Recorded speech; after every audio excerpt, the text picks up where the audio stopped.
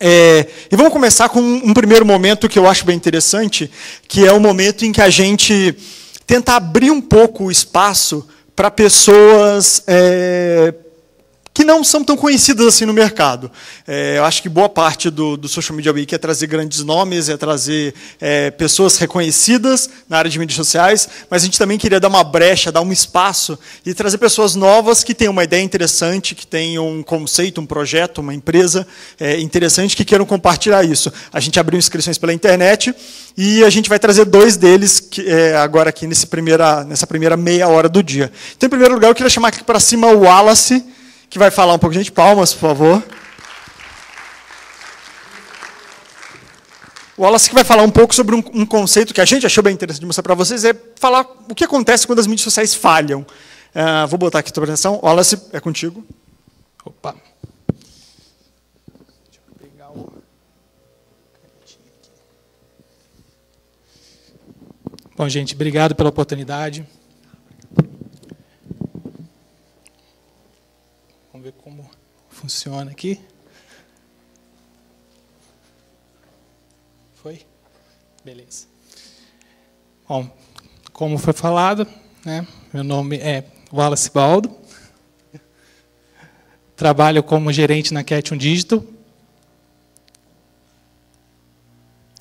Vim falar aqui um pouco, né, como vocês já têm ouvido nos últimos anos, o caminho para o sucesso em mídias sociais existe. Né? Muito se fala, muito tem se falado ao longo dos últimos anos da importância de fundamentos, estratégia, conteúdo, relevância, engajamento, métricas. Todas essas são palavras que fazem parte do nosso universo. Né? São muito presentes, como algo fundamental para você ter sucesso. Mas o que acontece? Nos últimos anos,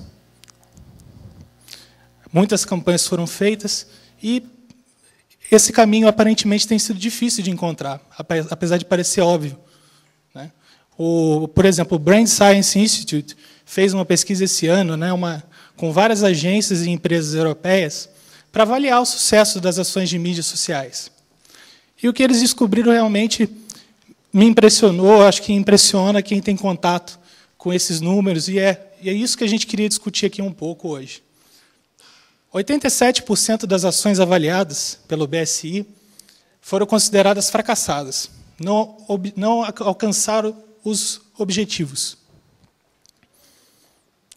7% das agências responderam por 89% dessas campanhas, dessas poucas campanhas bem-sucedidas. Esses 13% de acerto que aconteceram, 89% deles foram feitos por 7% apenas das agências pesquisadas.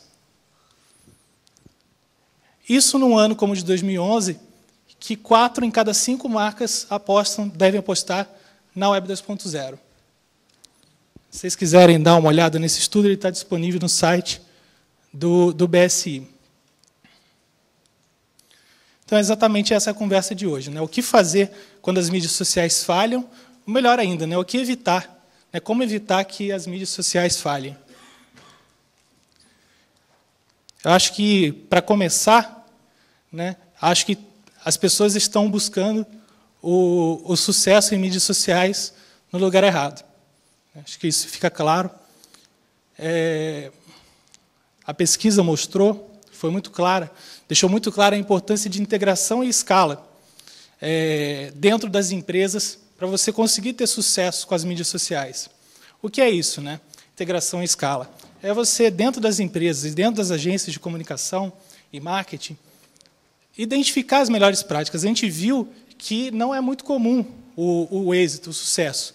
E, quando ele acontece, ele não tem sido compartilhado dentro das agências, dentro das empresas. Então, é preciso identificar as melhores práticas e levar, integrar, escalar para diferentes departamentos. Ou seja, pesquisa e desenvolvimento, design, marketing, vendas, todas as áreas que hoje podem e devem usar mídias sociais. Por que isso não tem acontecido? Aí a pesquisa, novamente, mostra que 79% dos projetos não têm políticas de moderação, ou seja, não são estabelecidas as regras do jogo. Fica muito difícil que uma conversa, que uma campanha tenha êxito num ambiente que não está colocado como vai ser, como tem que acontecer a conversa, né? Para uma mínima, todo mundo sabe que um blog, uma comunidade precisa de uma moderação, de uma atuação de vez em quando de quem administra para que a coisa fique no trilho, né? Mas isso não tem acontecido. Apenas 4% das agências compartilham melhores práticas. E há muitos erros de estrutura e falta de treinamento, ou seja, projetos que estão sendo colocados para pessoas que não têm capacitação e, enfim, que não têm realmente a possibilidade de fazer, de entregar aquele resultado esperado. Além disso, dentro das empresas, isso, né, agora falando um pouco de empresa, 16% das empresas pesquisadas apenas têm uma direção para toda a organização em termos de mídia social. E quanto maior o porte da empresa, menor a integração dentro delas. Além disso, 19% apenas tem uma estratégia clara com as suas ações de mídia social. E 70% não definem objetivos de negócio nas ações. Com isso, 19%, né, além disso, 19% apenas sabem trabalhar com agências especializadas. 91% dos orçamentos são alocados de forma incorreta. E, para complementar, para fechar, apenas 2% das iniciativas podem ser escaláveis, podem ser levadas para outras áreas da empresa. Então, você tem um quadro que você não tem o objetivo, você não tem a estratégia, você não tem exatamente os fundamentos, aquilo que a gente estava falando, de que é o fundamental, é a base para você ter o sucesso. Então, isso explica bastante aquele número de 87% de ações que não alcançam objetivos, né? Eles muitas vezes nem existem. Muitas vezes a empresa, a campanha está lá, empacotada num formato bacana, num formato moderno, no iPad, mas o resultado acaba não sendo muito útil para a empresa. A gente tem pouco tempo. Deixa eu falar rapidamente aqui, só compartilhar um pouco do que a gente fez, por exemplo, com a Caloi, nos últimos anos, que é o cliente nosso, que a gente buscou exatamente seguir essas etapas. Então, em 2008, a gente fez um monitoramento das mídias sociais, buscou os influenciadores, buscou as oportunidades para a empresa. Em cima desse monitoramento, em 2009, a gente desenvolveu alguns projetos piloto, em algumas datas importantes para a empresa. Esses projetos foram bem-sucedidos, e aí, em 2010, a gente pôde, finalmente, fazer um planejamento anual, já, né, de uma forma ongoing, pegou o monitoramento que já era feito e integrou com o SAC, né, identificando aí as dúvidas, as críticas e respondendo. Passou a fazer gestão de perfis, na época no Twitter, e ajudando a moderar a comunidade no Orkut. Foi remodelado o site da empresa, que passou a integrar em e-commerce, e também profissionais e agências especializadas foram contratados.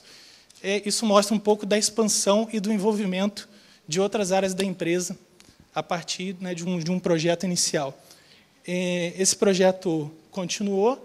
Em 2011, o Orkut deu lugar ao Facebook, passou a fazer mais sentido, em termos de gestão de comunidade mesmo, na fanpage, e o Twitter mudou a cara, mudou o perfil, mudou até de nome, chamava Fale com a Caloi, porque ele era voltado mais para você tirar, né, a questão do atendimento mesmo, de críticas, de reclamações, e passou a ser uma coisa mais ativa, uma coisa que dá notícias sobre o cicloativismo, que fala sobre o mercado de uma forma geral, passou a se chamar Movimento Caloi.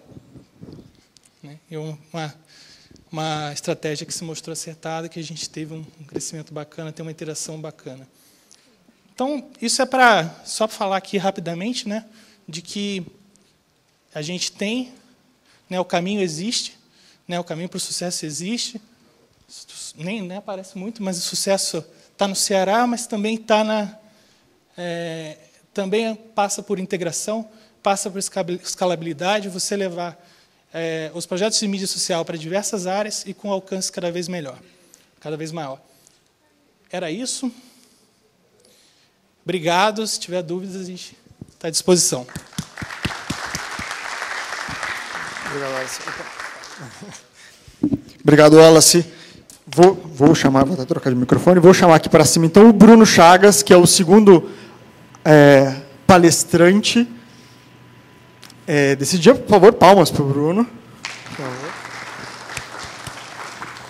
O Bruno, que também veio com já tem talvez algo um pouco mais desenhado do que simplesmente um projeto, que é um site de compras coletivas, mas com um público diferente. Eu vou colocar aqui a apresentação do Bruno.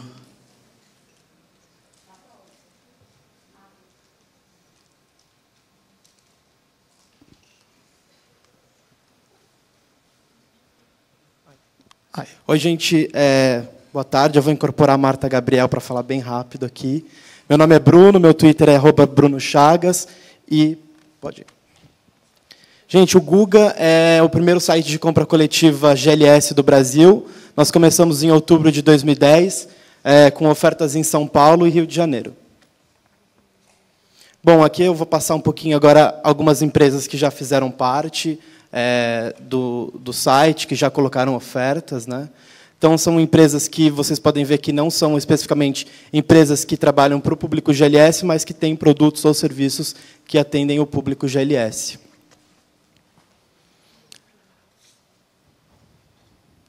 Bom, quando a gente começou o projeto, a gente sabia que compra coletiva não era uma novidade para ninguém, já tinha o boom dos principais players no mundo e no Brasil, né? Então a gente sabia que não era um projeto inovador. Mas a gente, aliás, que não era um projeto novo, mas era um projeto inovador. O Guga foi um dos primeiros players segmentados de compra coletiva no Brasil. A gente conseguiu um investimento anjo de R$30 mil. Tínhamos um plano de negócio que não era tão elaborado, então no começo foi muito complicado. Também o nosso plano de gestão e pesquisa de campo foi assim mínimo, então o que a gente fez foi algo muito, não sei se a palavra correta é amador, mas a gente realmente entrou no mercado. Eu trabalhava no grupo RBS, no site Oba-Oba, e saí de lá realmente para poder encarar um negócio e não tinha experiência nem nenhuma vocação para gestão, né, e sim vontade para fazer o negócio. Bom, problema número 1, muitas empresas recusaram a nossa proposta, né? Mas as empresas que aceitaram tiveram bons resultados. Então, o que aconteceu? As empresas, quando a gente chegava para oferecer o projeto, elas já tinham sido abordadas por outras empresas de compra coletiva e a gente era um pouco colocado de lado, ainda mais por ser uma empresa que tinha um público específico. Mas a gente soube trabalhar a marca, né? A gente conseguiu nos posicionar tanto quanto identidade visual, como posicionamento, e eu vou falar um pouquinho para vocês mais para frente. A gente também atendeu as expectativas e problemas do público. A gente entregou cupons de produtos e serviços que o público realmente queria. E aí vem a grande história de tudo, né? Que a nossa comunicação não foi associada a guetos. Apesar da gente ser um player de compra coletiva para o público GLS, a gente atendia outros públicos também. Porque, se a gente olhar por um lado de militância, os gays hoje procuram estar presente em todos os lugares e procuram a luta contra o preconceito. Então, se a gente cria um gueto, a gente põe por água abaixo essa questão militância, e isso tem muito a ver nos negócios também. Então, a gente trabalhou para o público GLS, mas a gente não excluiu outra orientação sexual. Então, a gente oferecia serviços, produtos que o público gostava, mas que outro público, um hétero, por exemplo, poderia comprar normalmente. Primeiro erro de empresas que querem trabalhar com o público GLS. Tanto empresas que trabalham com e-commerce, como é o meu caso, quanto empresas que fazem ações de mídias sociais na internet. É essa aqui, ó. Arco-íris. Gente, quem disse que gay gosta de arco-íris? Então, assim, todo projeto GLS, toda empresa que quer trabalhar o público GLS, a primeira coisa que a empresa faz é colocar arco-íris na identidade visual. Depois que o Guga entrou no mercado, apareceram mais 10 sites de compra coletiva voltada para o público GLS. Dessas 10, todas elas tinham arco-íris na identidade visual, e todas elas, se não fecharam, estão para fechar.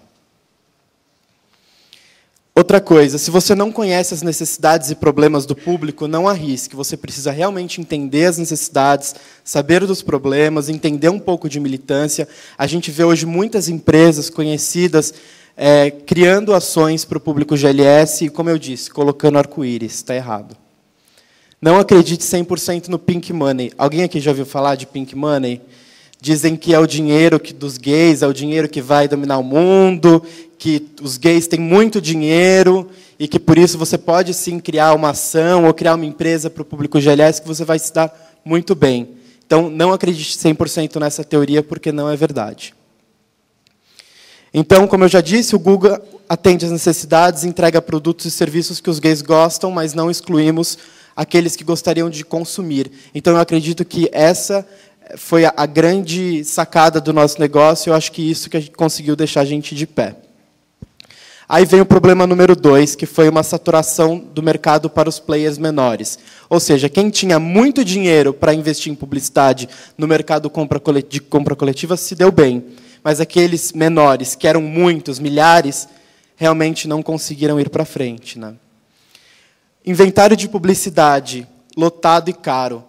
Toda vez que a gente ia comprar espaço, tanto em blogs nem tanto, mas nos grandes meios de mídia, enfim, ou nas redes de afiliados, isso, para quem não tem muito dinheiro, isso é caro, né? E lotado de concorrente dentro dessas redes de publicidade. Então, esse foi um problema. E tínhamos pouco dinheiro. E aí, uma coisa muito bacana foi que o Google Analytics mostrou um caminho para a gente. A gente percebeu que muitas pessoas entravam no nosso site procurando ofertas que já tinham sido encerradas, mas as pessoas gostariam de comprar esses serviços. Então, não sei se vocês já ouviram falar no Chris Anderson, no efeito cauda longa. A gente pensou muito nesse conceito e inovou um pouco mais. Aí a gente transformou o Google em um portal. Dentro desse portal, a gente criou um canal Web Store, que vende produtos, e também criamos um canal de experiências, que vende serviços. E também criamos um canal de ingressos, que, inclusive, é o que mais deu retorno para a gente, foi a venda de ingressos de baladas. E a gente juntou tudo isso à compra coletiva. Então, nós transformamos um player que era apenas um site de compra coletiva numa loja virtual que tem compra coletiva dentro desse portal. Também fizemos uma parceria com gigantes como o Walmart. Então, o Walmart entrega para a gente hoje algumas ofertas e a gente publica dentro do site com descontos, um desconto até maior do que está no próprio site do Walmart. Então, o que aconteceu? O site de compra coletiva ele saiu do ar, entrou uma loja virtual com todos os nossos parceiros que já tinham ofertado com a gente, né? E nós transformamos aquilo numa loja virtual. Então, os produtos eles ficam à disposição para sempre no site e não tem limite mínimo de compradores, até porque os outros sites também já tinham abolido a história de ter uma quantidade mínima para ativar uma oferta de compra coletiva. Bom, mas e as ofertas? As ofertas continuam, né? Nós inovamos, juntamos todos os conceitos, e aí a gente chama isso de Mashup, que é uma loja virtual que tem as ofertas agregadas, né? E esses produtos que estão dentro da loja, eles periodicamente entram em formato de compra coletiva, igual a um site normal, com contador, tempo para encerrar, com aquele desconto, e, enfim, com a identidade mesmo da compra coletiva. A gente também integrou as principais redes sociais, como Facebook, pode passar, Facebook, Twitter, o Google+, e também a Like Store, que eu acho que vocês devem conhecer, que é um aplicativo do Facebook, onde você pode colocar ofertas para vender direto na fanpage do Facebook. Bom, gente, é isso. Esse é o nosso movimento aí para poder crescer um pouco do social commerce. A gente tem muitas outras ideias que vão agregar esse portal. E eu acredito que é isso. A gente busca esse público que tem um alto poder de consumo, mas que não é a história do Pink Money, como eu disse. Aqui estão os meus contatos no Twitter, no Facebook, meu e-mail. Caso alguém tenha alguma dúvida, eu estou à disposição. Obrigado. Opa. Eu vou pedir para você, eu queria fazer uma pergunta, até vou pedir para o Wallace, que está aí embaixo ainda, se puder subir rapidinho. Acho que, na verdade, os dois têm uma complementaridade, as duas apresentações, também bem interessante. Porque parte do que você fala... Esse aqui funciona? Opa.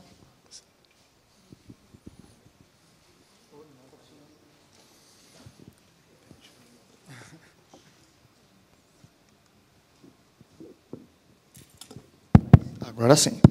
Porque eu acho que as duas apresentações, enquanto você, Wallace, fala um pouco sobre os erros em mídias sociais e o que leva a isso, vocês, particularmente, foram, né, desviando de vários erros para conseguir. Então, vocês entram, de repente, numa forma, talvez até, vamos dizer, um pouco ingênua, de alguém que, não, tem uma ideia, quero ver se funciona, e começam a enxergar erros e vão passando. É um pouco disso, às vezes o planejamento ele vai sendo feito um pouco antes, um pouco durante o processo. Faz sentido isso com o que você encontra na Catch, com o que você encontra naquela pesquisa? Sem dúvida. Planejar o processo tem que levar em conta. A gente, infelizmente, a ideia às vezes é muito boa, mas a gente já consegue detectar uma crise em potencial. Então, muitas vezes a gente acaba não levando adiante, né? Às vezes até o cliente sugere também, traz uma ideia e está super empolgado, e a gente tem que jogar um pouco de água fria, né, na empolgação, porque o potencial também de quando o positivo é sensacional, mas também o negativo é complicado, né? É possível, acontece, né? Tem como gerenciar, mas se der para evitar, realmente a gente procura fazer sim no dia a dia, e às vezes precisa da correção de rota, porque, né, a gente não tem como, não é uma fórmula, né? Eu tomei bastante banho de água fria, na verdade, porque justamente pelo fato de não ter realmente um plano de negócio, eu acredito que muitos da minha geração, até muitos empresários que criam um negócio, a gente sabe da importância, a gente já leu milhares de livros, mas a gente realmente não faz, né? E a gente entra no mercado correndo esse risco, né? Que foi o que a gente fez, né? Eu tive um investimento que não foi fácil, né? Eu consegui um investimento anjo que eu mostrei ali de R$30 mil para ser diluído em um ano. E para quem trabalha com publicidade sabe que isso, né, é muito pouco, né? E quando a gente começa o negócio, a gente não acredita que publicidade vai ser algo o mais caro do negócio todo, né? E foi o que aconteceu com a gente, né? Então a gente teve que inovar e mudar o modelo de negócio para poder continuar, senão a gente saía do mercado. Perfeito. Até essa questão eu comentei um pouco das políticas de moderação, né, que muitas agências não usam, né? E a gente no dia a dia a gente vai vendo isso. Também como é importante, se de repente um projeto que começou sem a política, logo a gente já percebe que, poxa, né, precisa, né, você não tem como fugir a determinados passos para você conseguir realmente fazer um bom trabalho, né? Show de bola, palmas, por favor, pelas ideias e pela coragem de subir aqui no palco. Pessoal, muito obrigado, foi super legal. Então, aí um baita network para vocês fazerem, para desenvolver ainda mais as ideias. Vamos tocando agora o resto da nossa agenda, continuidade.